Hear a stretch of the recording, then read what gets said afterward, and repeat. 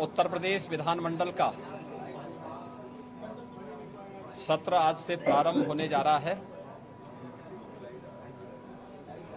सदन की कार्रवाई में भाग लेने के लिए आए हुए सभी सम्मानित सदस्यों का मैं हृदय से स्वागत करता हूं। उत्तर प्रदेश का विधानमंडल देश के अंदर किसी भी विधानमंडल का सबसे बड़ा विधानमंडल है। स्वाभाविक रूप से यहाँ पर जनता से जुड़े हुए, विकास से जुड़े हुए जिन मुद्दों पर माननीय जनप्रतिनिधिगण चर्चा करते हैं, देश के अंदर वह एक नजीर के रूप में देखी जाती है। पिछले 8-8.5 वर्ष के अंदर उत्तर प्रदेश विधानमंडल ने अनेक उपलब्धियां हासिल की हैं। अनेक महत्वपूर्ण मुद्दों को चर्चा का विषय बनाया है। जनता से जुड़े हुए मुद्दों पर सार्थक चर्चा को आगे बढ़ाने का काम किया है और इस बार का सत्र भी काफी महत्वपूर्ण सत्र है। इसमें जनता से जुड़े हुए मुद्दों को लेकर 25 करोड़ की आबादी की आकांक्षाओं को पूरा करने के उद्देश्य से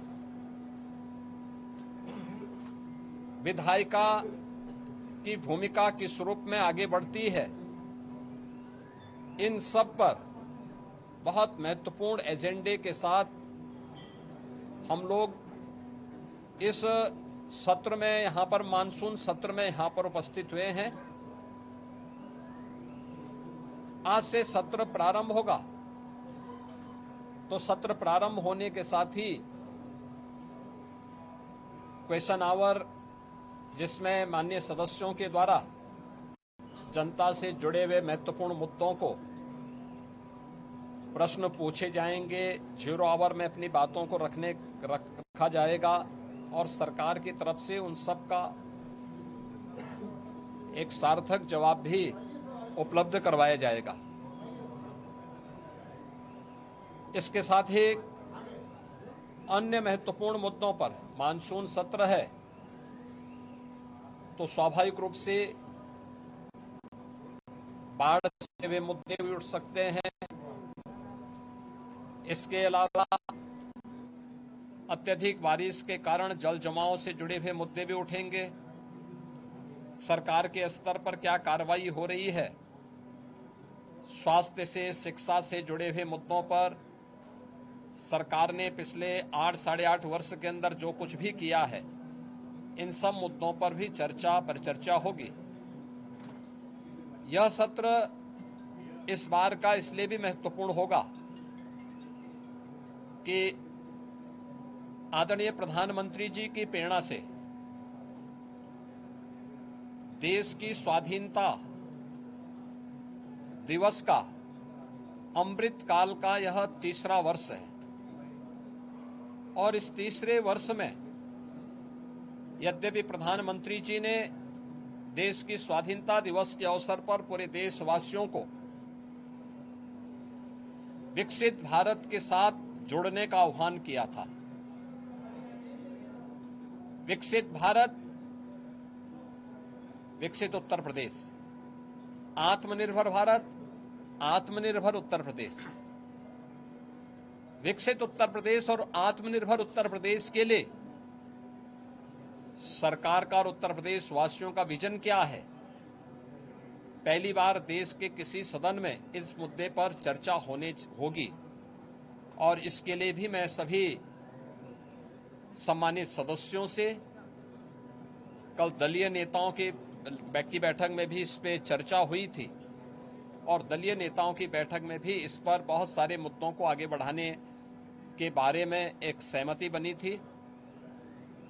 13 और 14 अगस्त को लगातार 24 घंटे तक उत्तर प्रदेश विधानमंडल में इस पे चर्चा होनी है और चर्चा के बाद सरकार के द्वारा कैसे इस विजन डॉक्यूमेंट को नीति आयोग के मार्गदर्शन में विशेषज्ञों के सहयोग के साथ आम जनता के साथ साथ हर तबके के नागरिकों की सहभागिता इसमें सुनिश्चित हो, इसको लेकर के विस्तृत कार्य योजना की घोषणा भी हम लोग सदन में करेंगे और उस कार्यक्रम को आगे बढ़ा करके आगामी 25 वर्ष की कार्य योजना को लेकर के सरकार अपने विजन को सदन के पटल पर रखेगी और उस कार्यक्रम को एक समय सीमा के अंदर तैयार करते हुए विकसित भारत विकसित उत्तर प्रदेश के इस संकल्प को आगे बढ़ाने की चर्चा का केंद्र बिंदु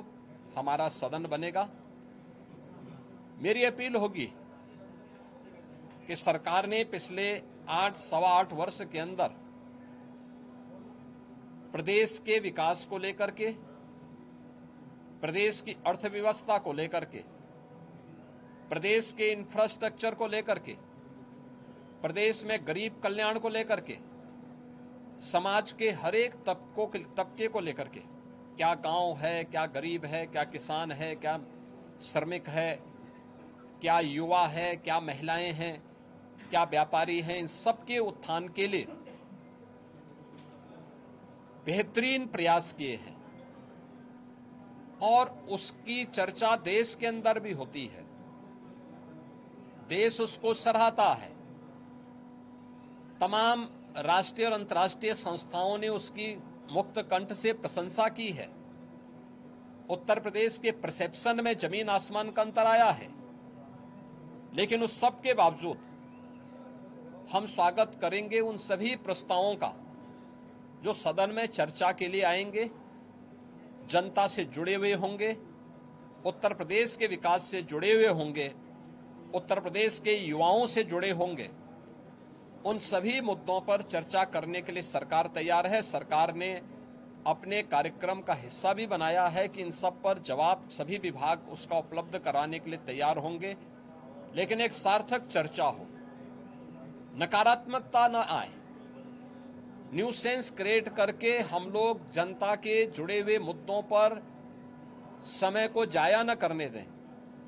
ये मेरी अपील सभी अपने प्रतिपक्षी दलों से भी होगी कि वे इन सभी बातों को ध्यान में रख करके अगर सदन में इन मुद्दों पे चर्चा कराएंगे तो एक सार्थक चर्चा भी हो पाएगी, हम किसी निष्कर्ष पर पहुंच पाएंगे।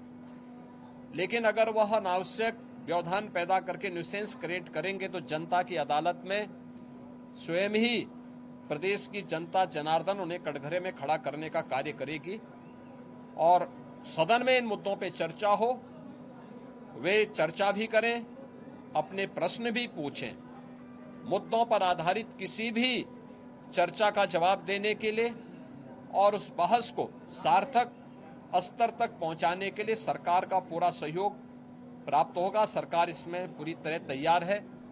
मैं एक बार फिर से उत्तर प्रदेश विधानमंडल के सदन की कार्रवाई को प्रारंभ होने के अवसर पर प्रदेश भर से आए हुए सभी माननीय सदस्यों का हृदय से स्वागत करता हूं और मुझे विश्वास है कि स्वाधीनता दिवस के पूर्व हम लोग उत्तर प्रदेश के विजन डॉक्यूमेंट को प्रदेश के अंदर चर्चा का केंद्र बना करके आम जनमानस को पहली चर्चा का केंद्र विधान भवन, हमारी विधानसभा विधान परिषद में इस पर हो और उसके उपरांत आम जनमानस के भी हम इस मामले में सुझाव लेंगे, अलग अलग तबके के सुझाव लेंगे। फिर इसको लेकर के हम लोग उन सुझावों को कलेक्ट करने के साथ ही उत्तर प्रदेश को एक व्यापक कार्य योजना देने में सफल होंगे। वो विजन डॉक्यूमेंट के रूप में विशेषज्ञों के साथ मिलकर के आगे बढ़ेगा और जब भारत 2047 में विकसित होगा तो उत्तर प्रदेश भी विकसित भारत की यात्रा में विकसित उत्तर प्रदेश बनकर के तैयार हो। इस विश्वास के साथ यह चर्चा का केंद्र बिंदु हमारा सदन बन सके। सभी सम्मानित सदस्यों से मेरी अपील होगी इस पूरे कार्यक्रम में भाग लेने वाले सभी सम्मानित सदस्यों को मेरी शुभकामनाएं हैं। धन्यवाद। जी, अखिलेश यादव ने 24 घंटे सदन चलाने को लेकर कहा है कि पागलपन है। देखिए, ये विकास के प्रति सरकार और भारतीय जनता पार्टी की प्रतिबद्धता है। स्वाभाविक रूप से उनके एजेंडे में विकास नहीं है।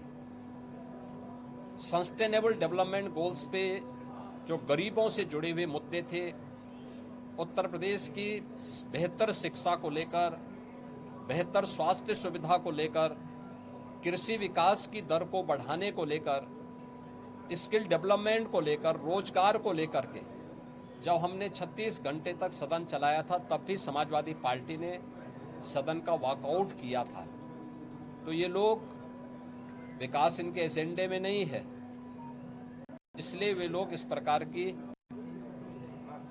सिर पैर की बातें बोल करके ऐसे संसदीय शब्दों का प्रयोग करते हैं जिसके लिए वे पहले से ही कुख्यात हैं।